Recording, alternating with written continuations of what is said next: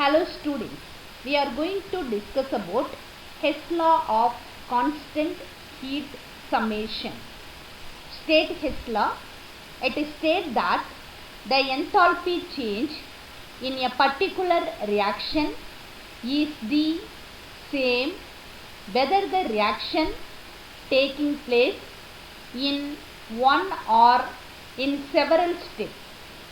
Total change in enthalpy depends on the pressure, temperature and state of aggregation and is independent of the number of intermediate reaction. According to this law, the heat of reaction can be added or subtracted algebraically. Using this law, we can calculate the heat of formation of a compound from a series of reactions that do not involve a direct formation of the compound from its element. So this is the example. So here we have the path capital A to B. So here this is the one way to reach capital B. Another way, multiple steps are there. So the A to C, C to D, D to E and E to D. So the path 1 having multiple steps. So to reach capital B, so A to C, C to D, D to E and E to D. Are you clear or not? Okay. So here A to B having enthalpy delta H. This is easily reach the capital B from capital A. So another steps, this is the multiple step. So the A to C having separate enthalpy delta H1. Then another step C to D having separate enthalpy delta H2. DTE also having some enthalpy delta H3. Finally this step E to B having separate enthalpy delta H4. Are you clear or not? Okay. So here according to Hess law, what is Hess law? It states that the enthalpy change in a particular reaction. So the particular reaction is the same whether the reaction takes place one or in several steps. According to this law, so this is the particular reaction, capital A to B is same. So whether the reaction takes place one or in several steps. So our main reaction is the A to B. So this is a enthalpy value delta H. What about the several steps enthalpy values? So the various enthalpies are available here from A to B in this condition. So delta H1, delta H2, delta H3 and delta H4.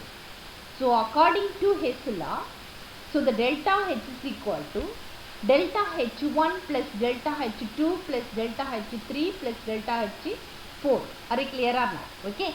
So once again I repeat the point.